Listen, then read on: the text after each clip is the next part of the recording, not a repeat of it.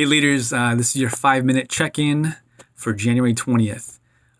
Tonight and the following 2 weeks, I want to go over a couple of things that contribute to creating a healthy relational environment like our small groups. And tonight I want to focus on being authentic.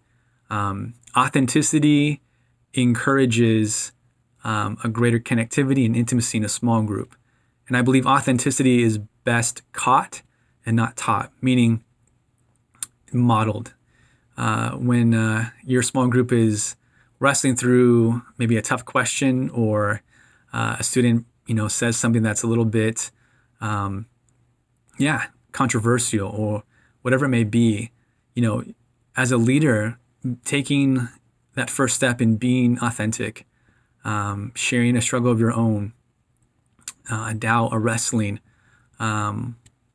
or something that is very private, not like your deepest, darkest secret, but something that is not well known, or something that makes you a little bit vulnerable.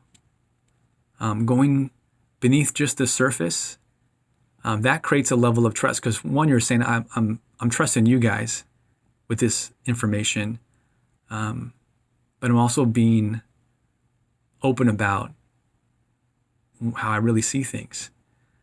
And what that does is it gives them the opportunity to say, look, first and foremost, we're demonstrating by example that we are who we are by the grace of God.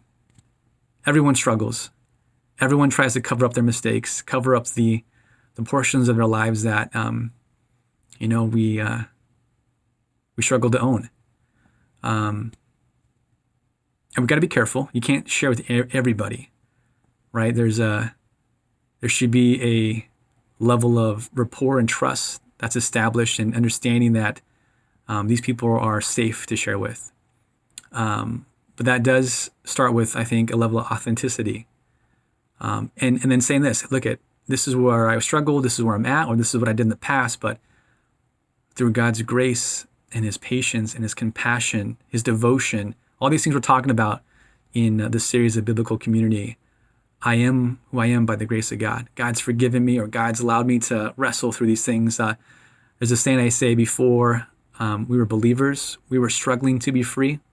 And now as believers, we're free to struggle. And there's a difference there, right? We were struggling to find freedom from our past, from what was holding us back, from feeling unloved. And now we are free to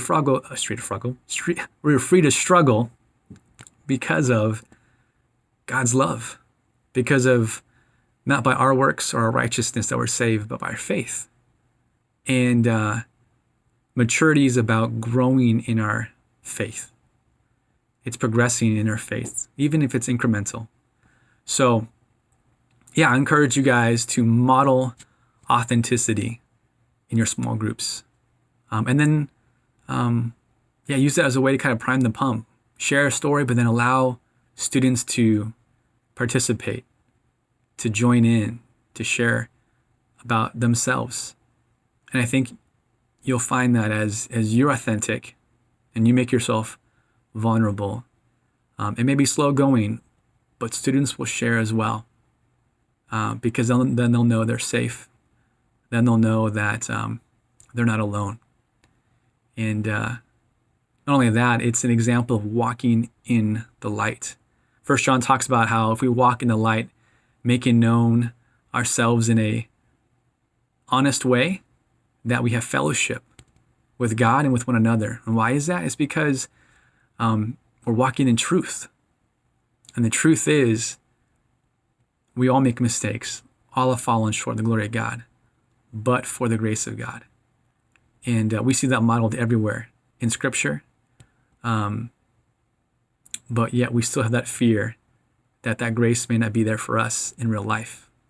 And so being authentic is an exercise of trust that you're giving to the students with the information you share, but also saying, hey, when it comes down to it, I'm secure in who I am because of my relationship and faith in God and the grace that He provides. And that's a cool thing. That's something the world cannot offer, because that's something that's rooted in God's love and forgiveness. So my encouragement, be authentic. That creates a optimal relational environment. In the next 2 weeks, we'll talk about 2 other things. But take a step of faith and yeah, be authentic with your students and encourage them by modeling that. We'll see you guys later tonight.